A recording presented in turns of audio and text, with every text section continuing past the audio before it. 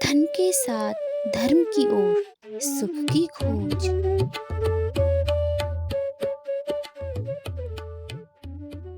जय श्री कृष्ण। आप पुनः आपके साथ हमारा साक्षात्कार हो, हम एक दूसरे से बातें करें, क्योंकि इस जीवन में समाधान जब निकलता है तो चर्चा से निकलता है, बातें करने से निकलता है। बहुत चीज़ें हमसे छूट जाती हैं, बहुत बातें हमसे छूट जाती हैं, तो उन बातों पर हम लोग चर्चा कर लेंगे तो बड़ा अच्छा लगेगा।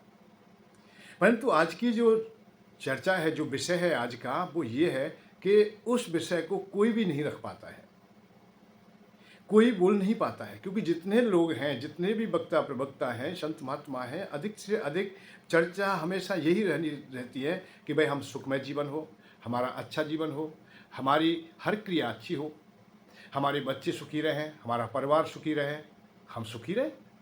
भाई ये स्वाभाविक बात है कि कोई भी दुख नहीं चाहता है। कीट पतंग पशु पक्षी आदि जितने भी प्राणीजन हैं, उनमें से कोई भी ये नहीं चाहता है कि मैं दुखी रहूं। चाहे व्रत किया जाए, उपवास किया जाए, और भी कोई भी काम किया जाए, जितने भी काम करते हैं हम लोग, वो सब कार्य हमारे निश्चित रूप से यही हैं कि हम लोग सुखी हो जाए और हम जीतते रहें सदैव। और इसके लिए प्रयत्न भी बहुत लोगों ने किया है। बड़े बड़े राजा महाराजा हुए हैं, उन्होंने तपस्या की है, व्रत किया है, उपवास किया है, भगवान तक पहुँचे हैं, भगवान तक की यात्रा भी की है। उन देवताओं के पास भी गए हैं जो उन्हें अच्छा स्वास्थ्य दे सकते थे, धनवान बना सकते थे, अच्छे पद और सम्मान दे सकते थे, और उनसे अपनी मृत्यु का जो भय था उसे भी दूर करने के लिए एक नहीं अनेक राजाओं की बात है। हिरण्यकश्यप ने तपस्या किया है, तो उसके बाद उसने वरदान मांगना चाह रहा है और वरदान मांगा है कि मैं मरूं ना कभी, मेरी मृत्यु ना हो, मेरा जीवन सुखमय हो, मैं सब पे शासन करने वाला हूं, मुझ पर कोई भी शासन ना करे। ये जिज्ञासाएं रखी हैं और हर कोई आज भी रखता है। ऐसा नहीं है कि आज ना रखते हो, आज भी हम लोग वही जिज्ञासाएं बनाए रखते हैं कि हमें जैसा भी हो जीवन अच्छा मिले, सुखमय जीवन मिले। और मृत्यु के बारे में तो कोई सोचता भी नहीं है कि मेरी मृत्यु हो, ऐसा ना तो वरदान मांगते हैं ना कामना करते हैं। मुझे अच्छा जीवन मिले, जर्जर अवस्था होने पर भी, चाहे कितनी भी हमारी जर्जर अवस्था हो गई है, फिर भी हम लोग औषधि का सेवन करते हैं कि हम सुखी रहें, हम पुनः जीवन अच्छा पालें, हम अच्छा स्वास्थ्य पालें, हम पुनः जवानी पालें। ये हम लोग निरंतर कामना करते रहते हैं। ऐसा कोई भी हमने देखा ही नहीं। परंतु आज जो हम चर्चा कर रहे हैं वो कर रहे हैं कि हमारी मृत्यु कैसी हो। हमें भाई हमने जीवन तो नहीं मांगा था, जीवन के लिए हमें पता ही नहीं है कि जीवन हमारा कैसे हो गया है, अर्थात हमारा जन्म कैसे हुआ, हमें ये शरीर मिला कैसे, इससे हम अनभिज्ञ हैं। किंतु मरण की मांग करूंगा, मैंने जन्म नहीं मांगा था किंतु मरण की मांग करूंगा। हम परंतु मृत्यु की मांग तो कर सकते हैं, जन्म तो नहीं हमें मिला, या जन्म हमारे बस में नहीं था, वो अनायास ही हमें प्राप्त हो गया है, या हमारे पूर्व जन्म के कोई भी कर्म ऐसे रहे होंगे जिनके द्वारा हमें जीवन प्राप्त हो गया है, और वो भी सुंदर देह मिल गई है, मानव देह मिल गई है। इससे ज़्यादा अच्छा तो हो ही नहीं सकता है, क्योंकि शास्त्र पुराण सब अपना अपना निचोड़ देते हैं। भाई रामायण अपना निचोड़ देती है, भागवत अपना देती है, गीता जी अपना देती है, सबने अपना अपना निचोड़ दिया है। जैसे रामायण ने कहा है कि भाई बड़े भाग्य मानस तन पावा, बड़े भाग्य से ये शरीर मिला है हमें, जो देवताओं के लिए भी कठिन है, सुर दुर्लभ, शुरू अतः देवताओं के लिए भी जो दुर्लभ है वो देह हमें मिली है। तो ऐसी सुंदर देह मिलने के बाद भी हम लोग भाई इसको व्यर्थ में गंवा दें, या हमसे छूट जाए या चली जाए, तो सबसे पहले तो सभी लोगों ने ये कामना की है, ये आज हमें अवसर मिल गया है तो ये हमसे छूट रहे नहीं, हमसे जाए नहीं। पर प्रकृति ने अपने नियम बांधे हुए हैं, उन्होंने भी मानो संकल्प लिया हुआ है कि जो धराधाम पर आया है, जिसने जन्म लिया है, जिसका प्राकट्य हुआ है, उसको तो लय होना होगा, अतः उसकी मृत्यु होगी, निश्चित जीवन छूटेगा।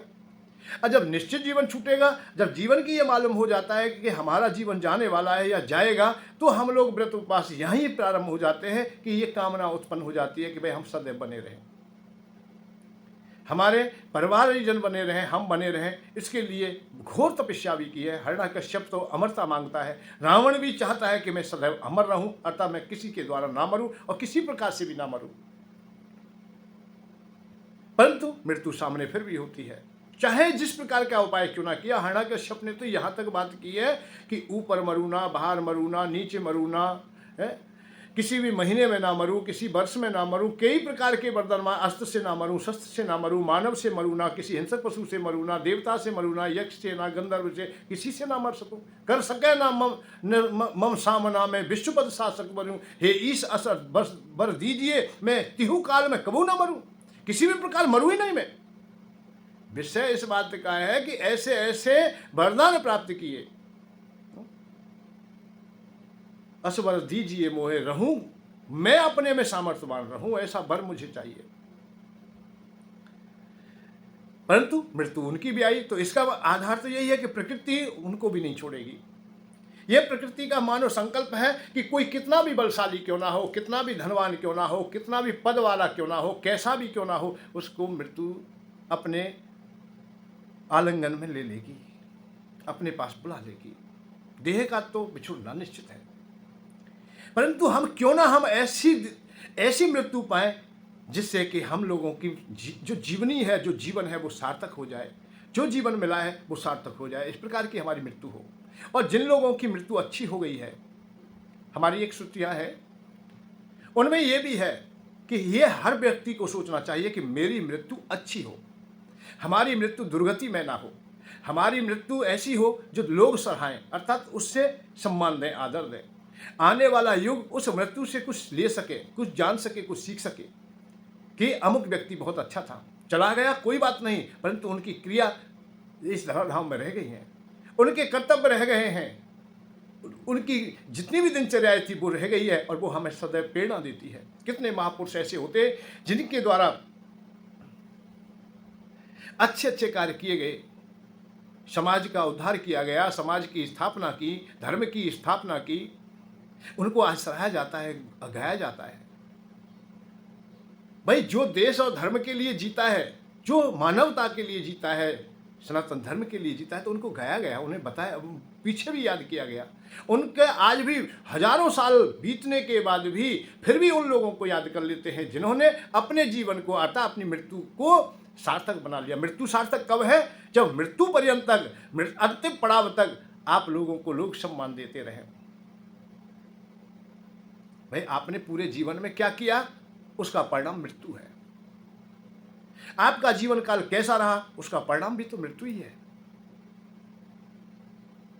भाई आपकी मृत्यु दुर्गति में हुई, आपने शासन किया, राज्य किया, बहुत अच्छी प्रकार से रहे, पूरे जीवन बड़े ऐशो आराम हो गए, परंतु अंतिम पड़ाव में आकर के आप लोग कैद खाने में डाल दिए गए, दुर्गति के साथ तुम्हारी मृत्यु हुई। सब लोग तुम्हें अच्छा नहीं कह रहे, सब लोग तुम्हारी बुराई कर रहे हैं, या आप लोगों को सब लोग दुत्कार रहे हो कि बढ़िया रहा भाई, जेल में चला गया, बढ़िया हुआ ये मर गया, या बढ़िया हुआ ये दुर्गति हो रही है, इसने बहुत बहुत गलत कार्य किए हैं। जवानी के समय हो सकता है कि कोई आपके प्रभाव के कारण, जिस समय आपके ऊपर बहुत प्रभाव था, आपका स्वयं का इतना प्रभाव था कि कोई तुम्हारे सामने बोल नहीं पाता था, तो उस समय चाहे किसी ने कुछ कहा या ना कहा, परंतु आपकी जब मृत्यु हुई तो उन्होंने परिणाम दे दिया। एक संत बाबा के पास में बेस्या जाती है और बार बार आग्रह करती है कि बाबा हमारे यहाँ भोजन कर दीजिए। संत बाबा हैं, उनका आग्रह मान लिया है कि मेरे लिए तो सब समान है भाई, मुझे तो कोई आदर से बुला रहा है, मैं चला जाऊंगा। लोगों ने चाहे उनसे कुछ भी कहा हो, परंतु वो चले गए। देवयोग से ही जब संत बाबा वहां पहुंचे, उसी समय एक अर्थी जा रही थी, अर्थात मृत्यु हो गई थी किसी की, शमशान यात्रा हो रही थी, तो पीछे लोग वहां चर्चा कर रहे थे, अपनी अपनी बात कर रहे थे। जैसे ही आवाज आई तो वहां से उस वेश्या ने अपनी दासी से कहा है कि दासी देख के आना कि ये स्वर्ग गया है नरक गया है, कहाँ गया है ये। वो दौड़ के गई, थोड़ी देर के बाद वापस आई और आकर के अपनी स्वामिनी को बताया है कि ये स्वर्ग के लिए गया है। चर्चा थोड़ी शांत रही। थोड़ी देर के बाद में पुनः फिर एक यात्रा हुई और संत बाबा बैठे ही है वहाँ। उस समय फिर उसने अपनी दासी को भेजा है और दासी से कहा है कि इसे देख के आना कि ये स्वर्ग को गया है या नरक को गया है। जब वापस आती है, कह देती है कि ये तो नरक को गया है। संत बाबा बड़े आश्चर्य में कि इसकी तो दासी भी त्रिकालदर्शी है, जो ये जान लेती है कि ये स्वर्ग गया है या नरक गया है। अरे हम तो वर्षों से तपस्या कर रहे हैं, व्रत करते हैं, उपवास करते हैं, और हम ये नहीं जान पाते हैं दूर से देख करके कि ये मरने वाला स्वर्ग गया या नरक गया है। इसमें तो बहुत बड़ी सिद्धियां हैं, अर्थात बहुत कला है। पर संत बाबा रोक ना सके अपने को, उन्होंने पूछ ही लिया है कि आप लोग कैसे जान पाए, आपके पास ऐसी कौन सी सिद्धि है, कौन सी आपकी तपस्या है जिसके कारण आप जानते हो कि ये स्वर्ग गया है, नरक गया है। बेश्या हंस जाती है, मुस्कुरा जाती है, अरे गुरुदेव मुझे क्षमा करना। ये तो बहुत साधारण बात है। जब किसी की शव यात्रा जा रही है, उसके पीछे लोग जरूर निश्चित रूप से चर्चा करते हैं, उनके हाव भाव दिखाई दे जाते हैं। उनमें अधिक से अधिक लोग जब चर्चा जिस प्रकार की करते हैं, उसी प्रकार का उसकी गति हो जाती है। किवदंती सत्या मति सा गति भवे, जैसी उसकी मति थी उसी का मति का प्रभाव उन लोगों पर पड़ जाता है। मरने वाले की जैसी दिनचर्या थी, जो रोजाना रहता था, जिस प्रकार से समाज में जीता था, उसी प्रकार की उसकी मति बन गई है और उसी मति का अनुसरण लोग कर रहे हैं। या दुष्ट प्रवृत्ति थी तो वो सीधी बात है कि बुराई करेंगे, कोई अच्छा रहा, ये मर गया, बहुत बढ़िया है? चला गया, इससे कोई फर्क नहीं है। केवल हम तो समाज के लोक लाज के कारण इसके साथ में आ गए, नहीं तो कौन आ रहे, इसे फूकना भी नहीं कोई चाहता है, कोई दाह संस्कार में भी जाना नहीं चाहता है। ऐसे लोगों के पास कौन बैठता है, धुतकार देते हैं। और अच्छा व्यक्ति होता है तो उसके पीछे पीछे बड़ी चर्चाएं करते हैं कि बहुत अच्छा व्यक्ति था, सदैव दूसरों के हित में ही काम करता, समाज के हित में काम करता, देश के हित में काम करता, बहुत अच्छा था ये। जैसी चर्चाएं सामने आती हैं, उन्हीं से हम भी महाराज जी अंदाजा लगा लेते हैं और निश्चित कर लेते हैं कि इतने लोग जिसकी बड़ाई कर रहे हैं तो वो निश्चित ही स्वर्ग को गया है, और इतने लोग जिसकी बुराई कर रहे हैं वो निश्चित नरक में गया है। तो ये तो साधारण बात है कि किवदंती सत्या मति सा गति भवे, तुम्हारी मति, तुम्हारा व्यवहार, तुम्हारा आहार, तुम्हारा रहना सहना जैसा हो गया है, ऐसी तुम्हारी गति हो गई है,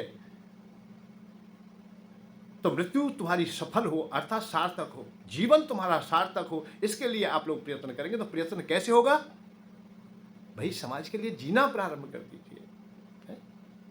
समाज में आप लोग बैठिए, समाज को समझिए, गांव नगर को समझिए, देश को समझिए, धर्म को समझिए।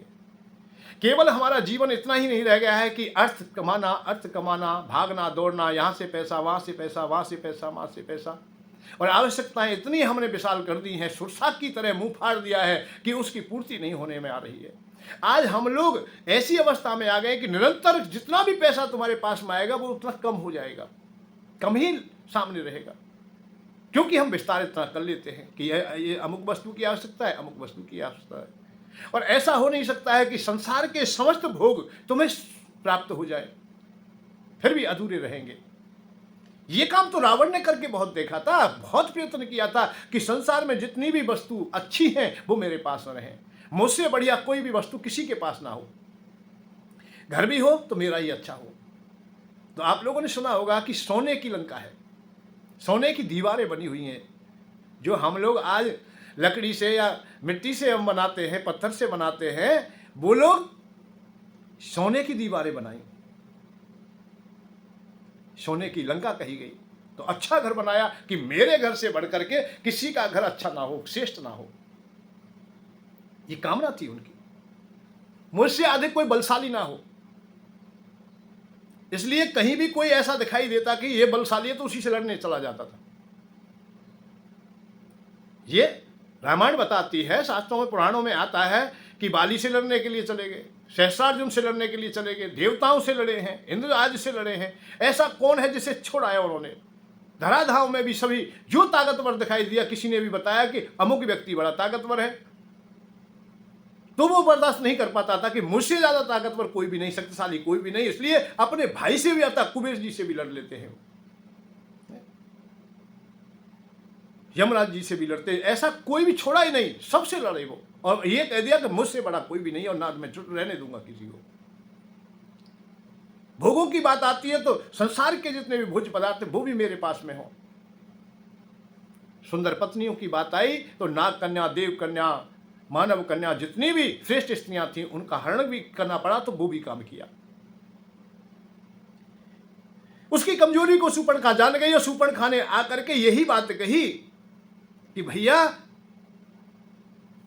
पंचवटी पर ऐसे सुंदर दो राजकुमार हैं, उनके साथ में बहुत ही सुंदर करोड़ों कामनियों के सौंदर्य को एकत्र करके भी कोई नारी की रचना की जाए तो भी इतनी सुंदर ना बनेगी। शोभा धाम राम सनामा तह के संग नार्य की श्यामा रूप रास विधि विधि ब्रह्मा जी नारी समारी रति सति कोट ताश बलहारी, जिसके लिए रति करोड़ों रतियों को नौछावर कर दिया जाए फिर भी उनकी सुंदरता की बराबरी नहीं की जा सकती।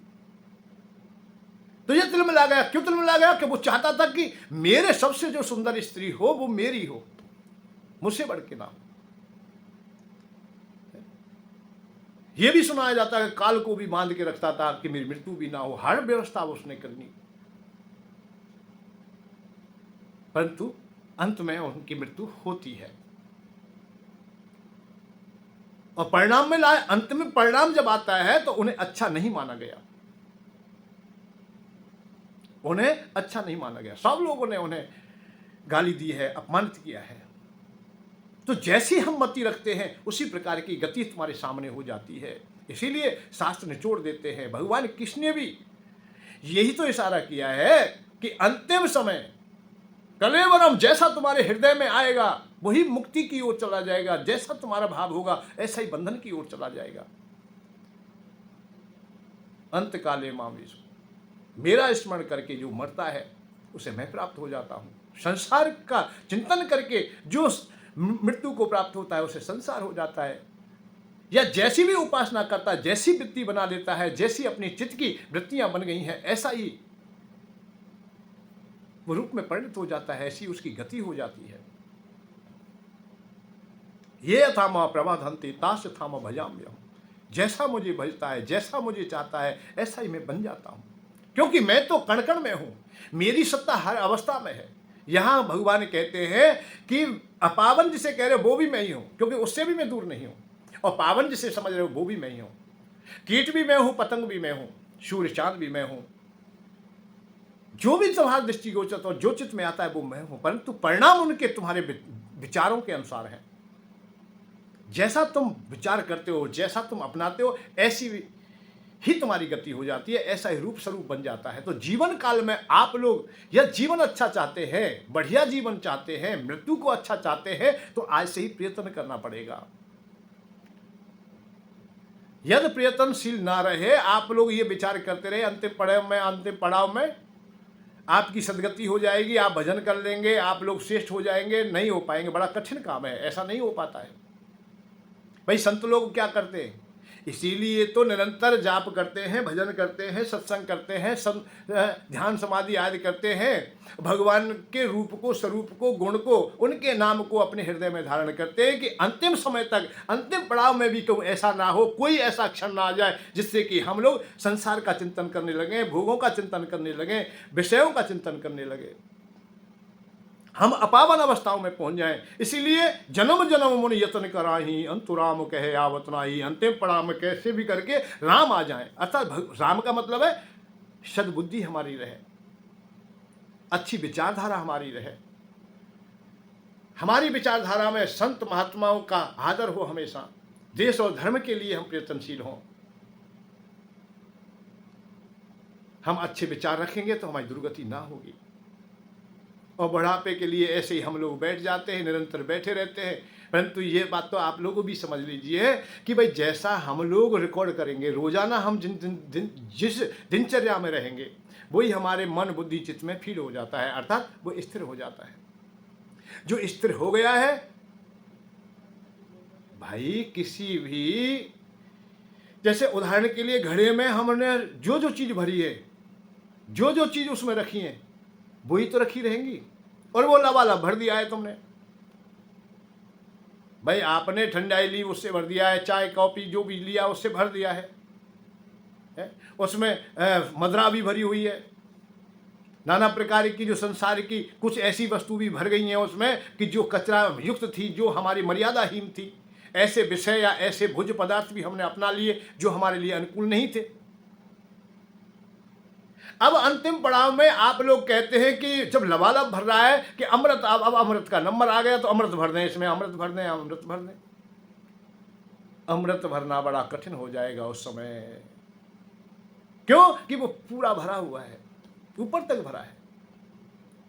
अब खलाड़ यदि उससे उड़ेला नहीं जाए, खाली नहीं किया जाए, जब तक तो अमृत आएगा नहीं, जब तक गंगा जल नहीं आएगा, जब तक अच्छा जो पदार्थ हमें मिला है वो मिलेगा नहीं।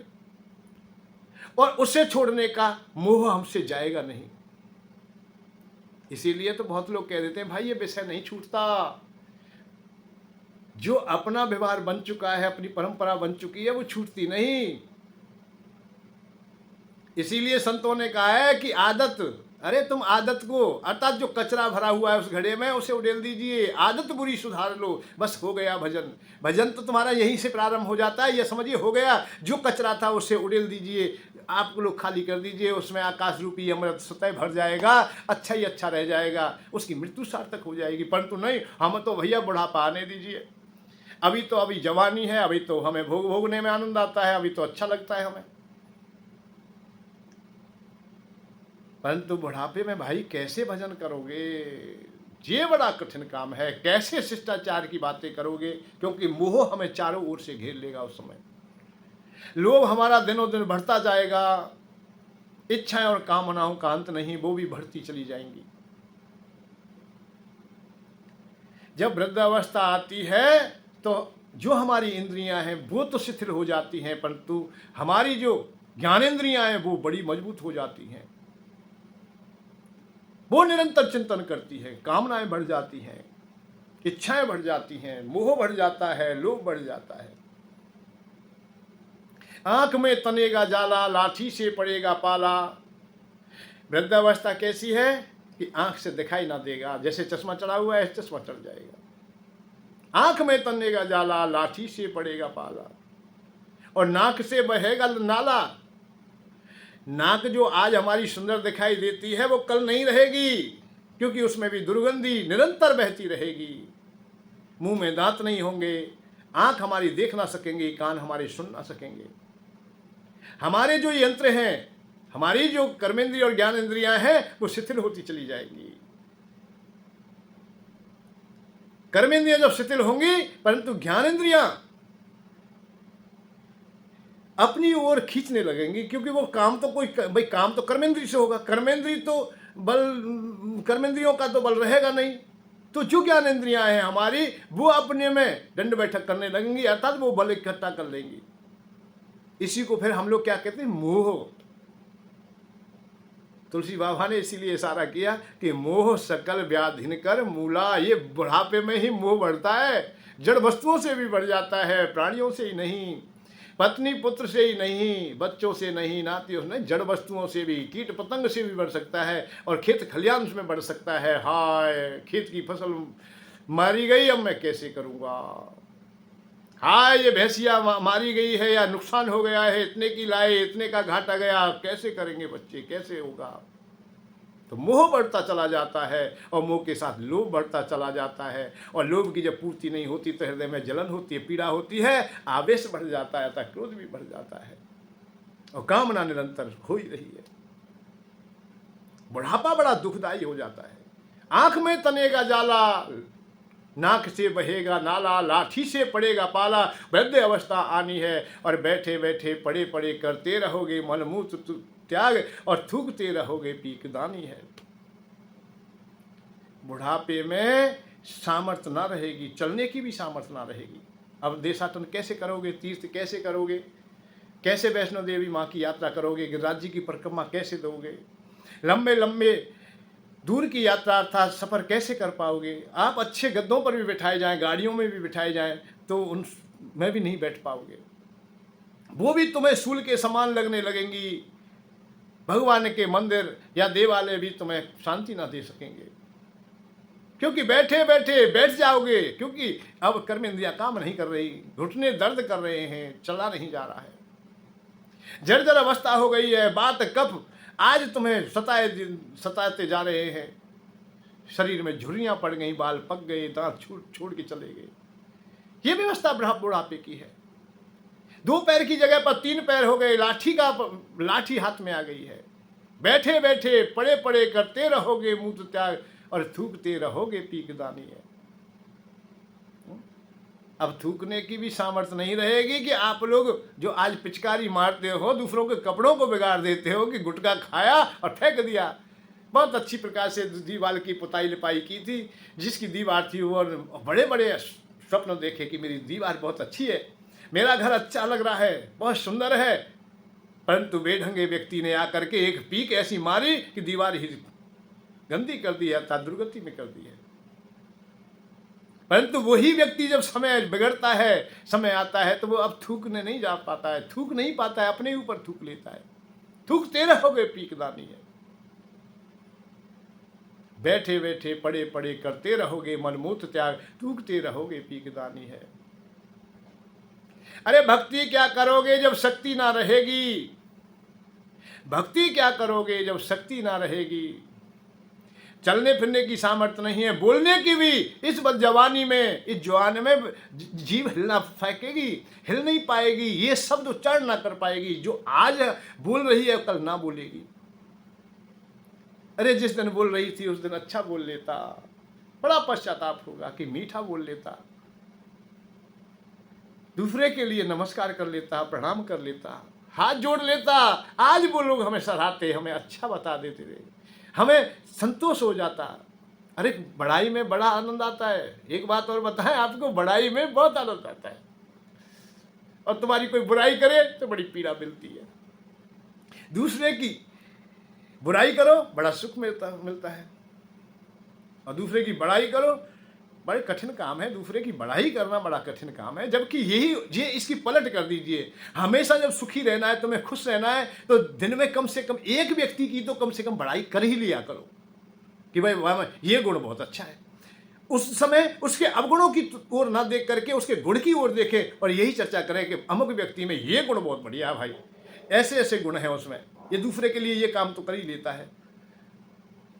चाहे वो खूब कंजूस है, परंतु कंजूस की बात मत करो उस दिन बुराई की बात करो ही मत। उस दिन तो उसकी बात करो कि भाई वो हर एक के कार्य को अपना कार्य मान के करता है, और सबके कामों में वो सहयोग करता है, तन से निरंतर लग जाता है, सुबह से शाम तक मेहनत, चाहे कुछ भी करना पड़े, परंतु हमारा साथ देता है। बहुत बड़ी आदमी है। तो बड़ाई करना भी सीख लीजिए, और सुखी रहना चाहते हो तो ये तो आज मंत्र आप लोग धारण कर ही लीजिए, आपके हृदय में भी शांति रहेगी, और एक ना एक दिन ये तुम्हारी चर्चा उस व्यक्ति तक पहुंच जाएंगी, और जब उस व्यक्ति तक पहुंचेंगी तो वो बड़ा खुश होगा, और वो अपने मन में भी संकल्प करेगा कि मैं बढ़िया हूं या नहीं हूं, परंतु मेरी बढ़िया की बात चल रही है तो मैं भी बढ़िया बन जाऊं, मैं भी अच्छा हो जाऊं। इसलिए वो भी अब समाज में अच्छा काम करने के लिए प्रेरित होगा। तो इसलिए तुम चर्चा कीजिए। एक बात और बताएं, आप लोग ये मत समझे कि कोई बदमाश ही था, कोई क्रोधी व्यक्ति क्रोधी था, लोभी था। ना ना ना ना, ये हम लोग उधारी में बना देते हैं। हम लोग किसी को भी किसी प्रकार की प्रेरणा दे देते हैं। कोई व्यक्ति सामने, भाई बहुत बढ़िया है, इनके तो बाबा आज भी कभी सहन नहीं करते थे, बड़े मान मर्यादा के थे, भरी पंचायत में उसने ऐसा कह दिया, कभी किसी से दबते ही नहीं थे। भैया इनके वंश में तो पहले से ही परंपरा किसी की सहन नहीं करते, और सत्य कहते हैं, ये सच बोलते हैं, ये किसी की सहन नहीं करते। अब दे दिया ना झूठ मूठ का एक टेबलेट, प्रोत्साहन कर दिया है। अब वो भी विचार करता है कि तू ही क्यों सहन करे, जब बाबा ने सहन नहीं किया है, पिता ने सहन नहीं किया है, पूर्वज मेरे रहे वो सहन नहीं करते थे, तू क्यों सहन करे किसी की। तो झूठ, उसके पास यदि क्रोध भी नहीं है तो फिर क्रोध का वो अभिनय करेगा, पाठ करेगा, क्रोधी बन के वो दिखाएगा। जैसे हीरो लोग होते हैं जो नाटक किए जाते हैं, उनमें वो होते नहीं है, वो चीज नहीं होते, केवल अभिनय करते हैं। वो रामलीला हो रही है, उसमें अभिनय किया जा रहा है, रावण नहीं है, रावण का अभिनय कर रहा है, वो राम नहीं है। ये मत समझिए कि रावण का जो अभिनय कर रहा है कि वो दुराचारी है, नहीं, ये अनिवार्यता नहीं है। और राम का जो अभिनय कर रहा है वो पुण्यवान है, अच्छा है, ये भी अनिवार्य नहीं है, केवल वो अभिनय कर रहे हैं दोनों। ऐसे ही जब हमने परोस दिया है, हमने बता दिया है, और हमने कह दिया है कि इसके तो पिता लोग भी बर्दाश्त नहीं कर, सहन नहीं करते थे, पूर्वज लोग बड़े अच्छे थे, ऐसे थे, चाहे कोई कुछ भी क्यों ना कह दे, परंतु उन्होंने कभी भी स्वीकार नहीं किया है। वो दबते तो थे ही नहीं किसी से, सब उनकी बातें मानते थे। तो जब ये बात हमने दे दी है तो अब वो भी विचार करता है कि तेरी बात क्यों नहीं मानी जाए भाई, जब हमारे पूर्वजों की मानी, क्योंकि हमारी परंपरा तो वही है कि पूर्वजों की बात मानी जाती थी, आज हमारी भी मानी जाए। हम राजा महाराजा घर से हैं, हम बड़े राजकुमार हैं, हम सदैव से पैसे वाले हैं। अब झूठ मूठ को वो पैसे वाला भी बन के दिखाना चाहता है, क्रोधी भी बनना चाहता है।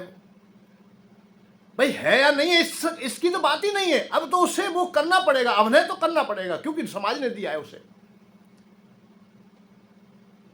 बात केवल इसी बात की है कि तुम यदि समाज को सुधारना चाहते हो तो इसका मंत्र यही है कि आप किसी की बड़ाई करना प्रारंभ कर दीजिए। कोई कैसा भी व्यक्ति क्यों नहीं है, उसमें कोई ना कोई गुण है, अरे गुण को तो पहचान लीजिए। हंस हमेशा चाहे कितना भी भूखा क्यों ना हो, परंतु वो जो जो भोजन उसे चुनना है वो उसी को चुनता है। वो मोती ही खाता है तो तुम मोतियों को चुनिए, तुम अच्छी अच्छी चीज को चुनिए। कचरे में से भी मोती ढूंढ लेता है। अरे जब हंस दूध पीता है, दूध परात में कर दिया जाए, थाली में रख दिया जाए तो दूध को निकाल लेगा, पानी को छोड़ देगा। तो ऐसे ही संसार के जितने भी कचरा है उन्हें छोड़ दीजिए। जो बढ़िया चीज है, किसी ना किसी व्यक्ति में कोई ना कोई गुण होगा, उसकी बड़ाई कर दीजिए। तो उस तक जब पहुंचेगी तो वो भी अपने में विचार करेगा कि मैं भी अच्छा बन जाऊं। परंतु हमने क्रोधी बनाया, हमने कामी बनाया, हमने लोभी बनाया, हमने बढ़ चढ़ के बताया कि यार इसके बाप पिता ने बहुत पैसा कमाया था और ये कुछ नहीं कमाता है, बेकार का है। ये नहीं बताया कि पिता ने बेईमानी की थी, नहीं, बड़ाई कर दी है उसके सामने, क्योंकि कुछ ना कुछ प्रयोजन रहा होगा, कुछ स्वार्थ सिद्धि रही होगी, इसलिए व्यर्थ में बड़ाई कर रहे हैं हम लोग। तो व्यर्थ की बड़ाई ना कर करके उसे ऐसी स्थिति में लाया जाए। व्यर्थ की बड़ाई का मतलब है काम से भरी हुई, क्रोध से भरी हुई, लोभ से भरी हुई, इन विषयों से भरी हुई बड़ाई उसे दूषित कर देगी, उसे बेकार कर देगी। और शिष्टाचार व्यवहार की बड़ाई उसे मानव बना देगी, मानवता दे देगी, उसे शिष्टाचार व्यवहार दे देगी। और उसका अंतिम जो पड़ाव आएगा, सब लोग जय जयकार करेंगे, उसकी मृत्यु सराहनीय हो जाएगी। मैंने जन्म नहीं मांगा था किंतु मरण की मांग करूंगा। मैंने जन्म मांगा ही नहीं था, किंतु अब मरने की बात मैं कह दूं तो क्या परेशानी है। जाने कितनी बार जिया हूं, अरे कितनी बार जी चुके हैं, कितनी बार जाने कितनी बार मरा हूं, परंतु अब की मृत्यु मेरी सार्थक हो, अच्छी हो, ये मैं कामना करता हूं। तो बुढ़ापे की बात नहीं कि बुढ़ापे में ही हम सब कुछ कर लेंगे, नहीं कर पाएंगे।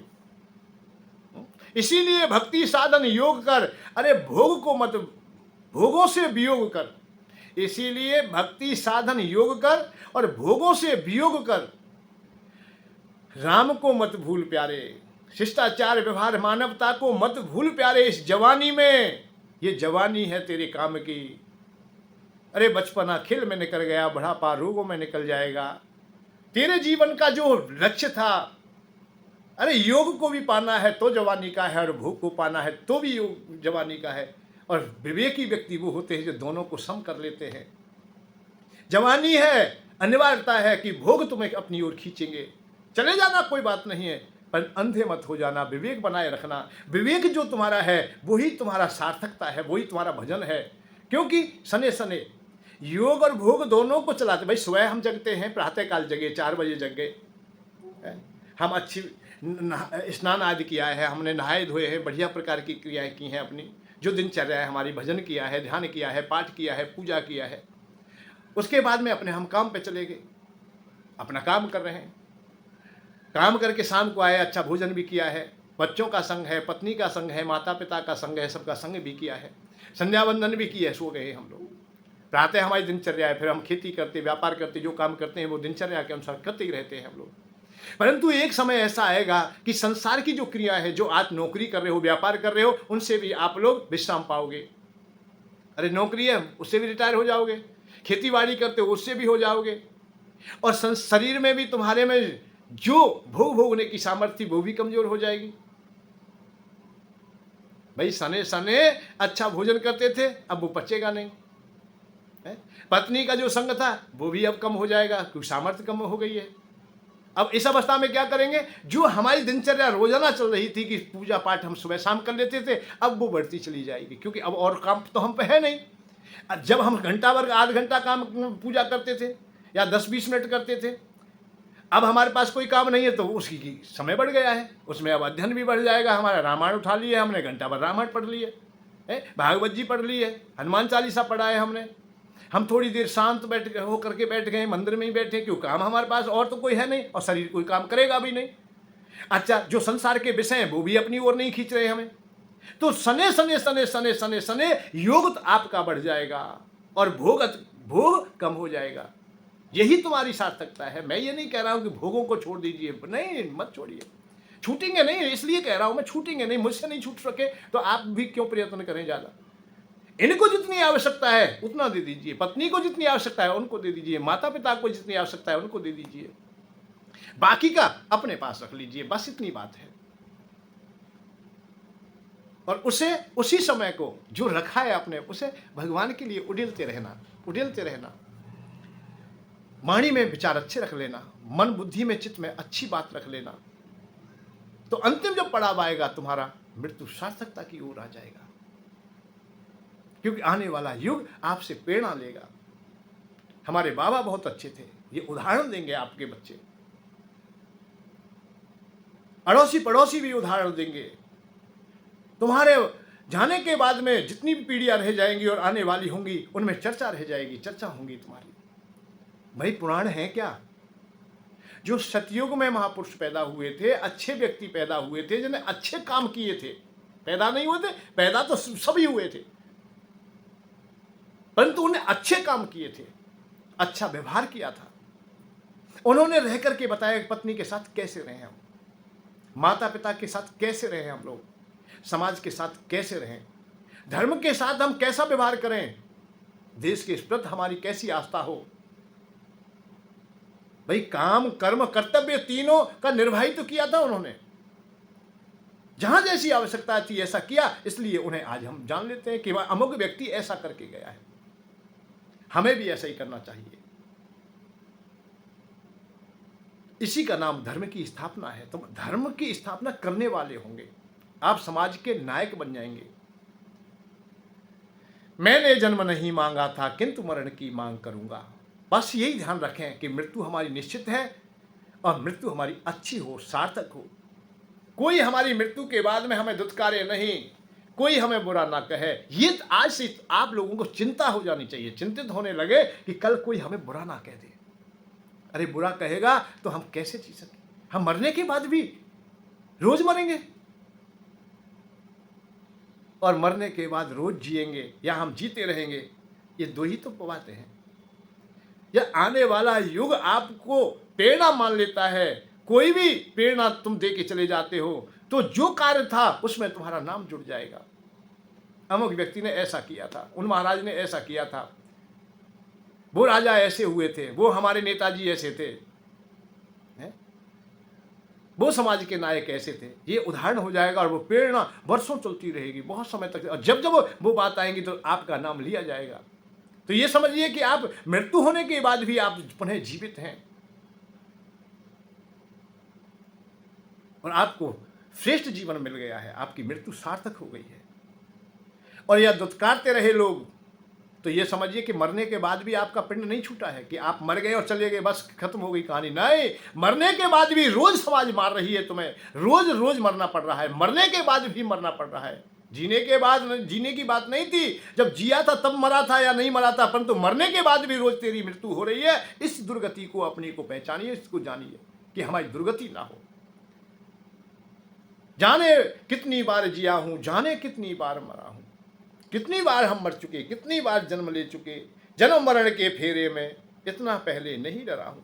इस जन्म मरण के फेरे में हम चलते रहे, परंतु इतने हम भयभीत कभी ना हुए।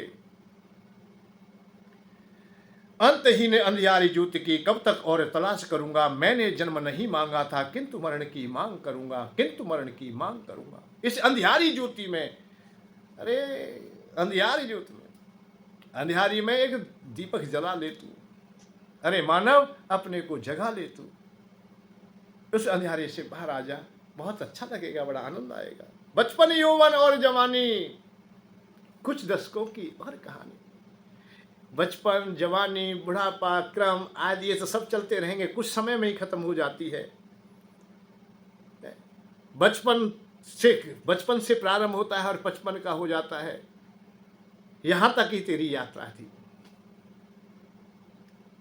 अब तेरे यात्रा के दिन खत्म होने वाले हैं। जबकि तू 51 को ही अपना लेता। 51 का मतलब है अकेला बन। अकेला बन के लिए जाने के लिए विचार कर ले। बन का मतलब कुछ एकांतवास भी कर लिया कर। और यदि ऐसा नहीं किया है तो 61 या में 60ता जुड़ जाती है।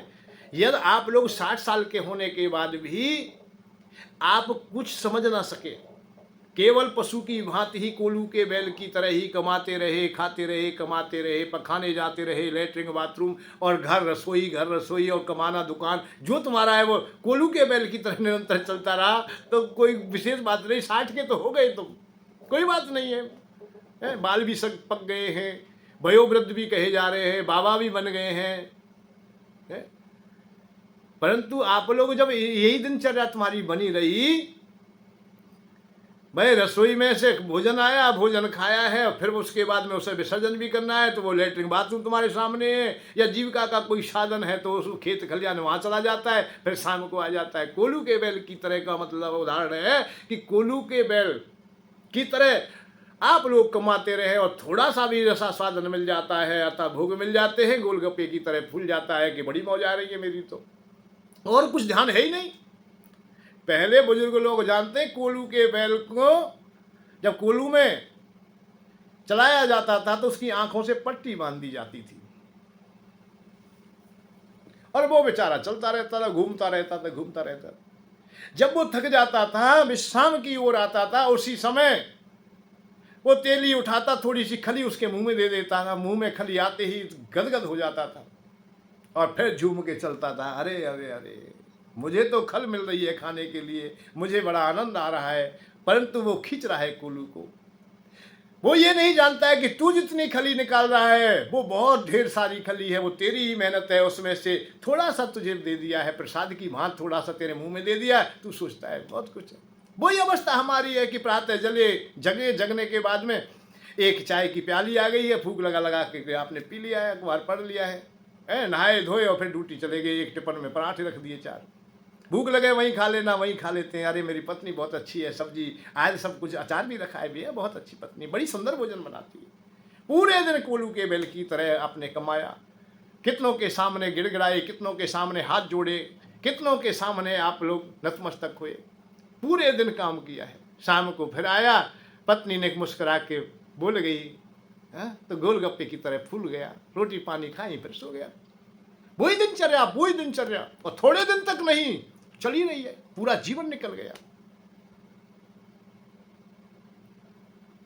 फिर क्या फायदा हुआ तुम्हारा? जीवन व्यर्थ, इसी को कहते हैं व्यर्थ चला जाना। अरे जीविका की चलाने की बात चलाएंगे, परंतु कुछ और भी जान लीजिए, कुछ समझ लीजिए। फिर जीना, फिर मरना भाई, फिर जीवन जीना, फिर मरना। यह मजबूरी हमारी, यह मजबूरी है या मनमानी है हमारे, हम निर्णय नहीं कर पाते।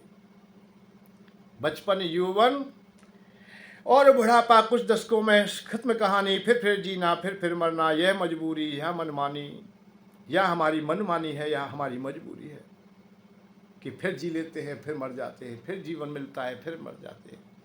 पर जीवन मिला है हमें, इसका तो कुछ पता नहीं। इसीलिए यहाँ कहा गया है, किंतु मरण की मांग करूँगा। मरण के पूर्व जन्म की पूर्व कहानी दुनिया से मैं सब कुछ कह दूंगा। मैंने जन्म नहीं मांगा था, किंतु मरण की मांग करूंगा। मरण की मांग करने की बात यही है कि पुनः हमें जीवन ना पाना पड़े, फिर हमें इसी दुर्गति में ना आना पड़े, फिर भी हम लोग भाग दौड़ में ना हो जाए। इसलिए हम लोग अपने को, यहाँ संत लोग किसी भी प्रकार की वाणी से हमें जगाना चाहते हैं कि हम कैसे भी जाग जाएं, किसी भी प्रकार से जाग जाएं।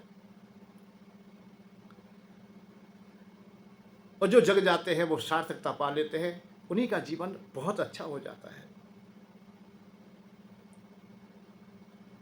झूठे वादों से हमने दुनिया को झुकते देखा, झूठे वादों से दुनिया को, अर्थात मानवता को हमने झूठे वादे बहुत कर लेते हैं। इसलिए अब अंतिम पड़ाव में हम लोग यही बात कहेंगे कि झूठ मूठ को कोई काम ना करे। संसार में आपने जो वृत्ति बना ली है झूठ मूठ की, वो सच में हो जाए। झूठ मूठ की जो बात चर्चाएं होती हैं वो हमें सार्थकता नहीं दे पाती। आप लीला भी कर रहे हो, आप नाटक भी कर रहे हो, तो हृदय से कीजिए। आप संसार के लिए रोते हो, सचमुच में रो लेते हो। पर भगवान के लिए तुम नकली रो लेते हो, यहाँ थोड़ी विडंबना है। भगवान के लिए सचमुच में रोइए और संसार के लिए झूठ माट को रो लीजिए, जैसे आज ठगी करते हैं। पर मानव बड़ी दक्षता है तेरे में, कहाँ क्या कर लेता है पता नहीं। भगवान ने कहा है कि रो, कोई परेशानी नहीं, पर करुणा से रो। प्रेम के आंसू तेरे आंखों में हो, और जिस दिन प्रेम के आंसू तू मुझे दे देगा मैं आ जाऊंगा। जिस दिन करुणा के आंसू तेरे हृदय में होंगे, तेरी आंखों में होंगे, मैं आ जाऊंगा।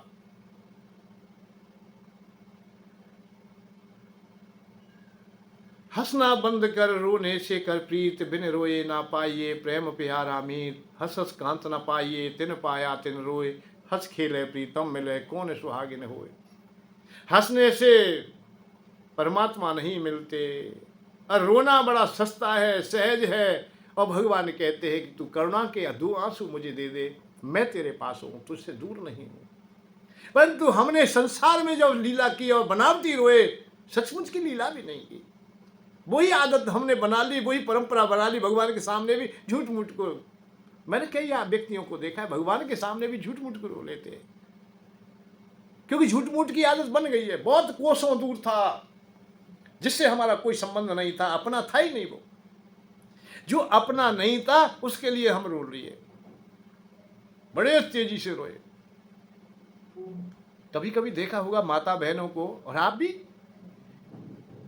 कोई कहीं गुजर गया है, कोई मर गया है, वहां आप लोग गए हैं, सांत्वना देने के लिए गए हैं, जबकि उसे देखा भी नहीं, पहचान में भी नहीं, उससे कोई प्रयोजन भी नहीं है हमारा, कोई लगाव भी नहीं है, कोई संबंध भी नजदीक नहीं है, फिर भी उदासीन हो जाते हैं, भैया मर गया। वहाँ बैठेंगे तो ऐसी ही बात करेंगे, और माता बहनें तो रो रो के भी दिखा देती हैं, जबकि उनका कोई संबंध भी नहीं था, वो भी रो के दिखा देती हैं। तो ऐसी कला भगवान के लिए नहीं उपयोग में की जाती। संसार को चाहे आप लोग दिखा रहे हो, झूठ मूठ को भी, क्योंकि वो भी जान रहे हैं जिनके सामने रो रहे हो आप लोग। जिसका कोई गुजर गया वो से भी पता है कि ये झूठे को रो रहे हैं। देखिए बड़ी आश्चर्य की बात है, वो भी जानते हैं कि ये झूठे में रो रही है, ये बनावटी रो रही है।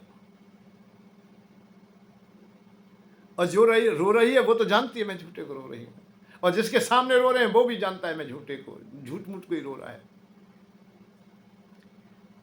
परेशानी क्या है कि झूठ मूठ में यदि रोना तुमने बंद कर दिया तो तुम पे लांछन आ जाएंगे कि कैसी कठोर हृदय वाली है, दो आंसू भी नहीं आए, रोई भी नहीं।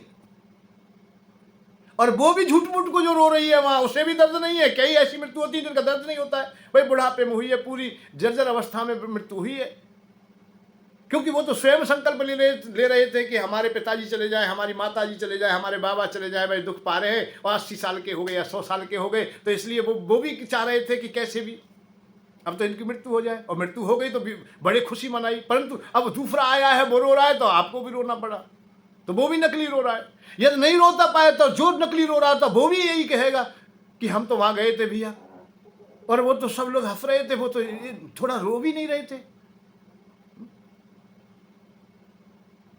बड़ी विचित्र कैसे लोग हैं कि वो अपने, कोई रोने वहां बैठी तो थी पर रो नहीं रही थी। अब बताइए कि दोनों को ही नकली काम चाहिए, दोनों रो रहे और दोनों नकली रो रहे, और दोनों संतुष्ट है नकली में, दोनों खुश हैं। कैसा तमाशा चल रहा, झूठ सच को छल रहा, मानव से बनता आदमी अब देवता को खल रहा। इस ओछेपन के सामने कितना सहें, कितना झुकें, कितना झुकें, कितना सहें, सब कुछ तुम्हें मालूम है और तुमसे क्या कहे। इस ओछेपन के सामने कितना झुकें, कितना सहें। अरे कितना, ये ओछाईपन तो है कि नकली चल रहा है, बगैर बातें चल रहा है, जिसका कोई लेना देना नहीं है, ना तो वो खुश है ना वो खुश है, और दोनों जान रहे हैं कि हम लोग झूठ बोल रहे हैं। यही अवस्था होती है। जज भी जान रहा है कि वकील झूठ बोल रहा है, परंतु फिर भी वकील साहब है। झूठ को भी हम सच मान लेते हैं। नहीं, अब मजबूती से कहिए, वकील साहब से कहा जाता है मजबूती से कहिए, थोड़ा लिख के दीजिए, हमें कुछ करके, कुछ लिख के तो दे दीजिए कि आप जो कह रहे हो वो सही है। मान के हाँ मैंने लिख के दिया है, मैं सही कह रहा हूं, और जबकि जान रहा है कि झूठ कह रहा है, और दोनों खुश हैं। वो भी समाज में बड़े आदमी हो गए और जज साहब भी बड़े हो गए। जो सचमुच में थी घटना, सच बोलने वाला, वो बेचारा चिल्लाता रह गया, उसकी किसी ने ना सुनी। अरे दुनिया वालों, यही मैं कहना चाहता हूं कि तुम्हारी कोई सुने या ना सुने, परमात्मा निश्चित सुनेगा। तुम्हारे हृदय से जब करुणा के आंसू निकलेंगे, प्रेम भरी तुम्हारी चितवन हो जाएगी, प्रेम से हृदय भर जाएगा, तो उसमें विषय रहेंगे भी नहीं, ये संसार रहेगा नहीं, भगवान ही भगवान रह जाएंगे और वो अपना लेंगे तुम्हें। राम है केवल प्रेम प्यारा, जान ले कोई जानन हारा, हर व्यापक सर्वत्र समाना, प्रेम से प्रकट होत में जाना। प्रेम से भगवान मिल जाएंगे, प्रेम के प्रभाव से परमात्मा प्रसन्न होत, प्रेम के प्रभाव चार पादारत पाइए, प्रेम के प्रभाव मानव से देव होत, प्रेम में न देवता हो दानव कहाइए। प्रेम नहीं है तो देवता लोग भी दानव हो जाते हैं, और प्रेम तुम्हारे पास है तो मानव से तुम देवता हो जाते हो, और प्रेम से ही चार पदार्थ पा लेते हो, आपकी समस्त कामनाओं की पूर्ति हो जाती है। चार पदार्थ कौन से?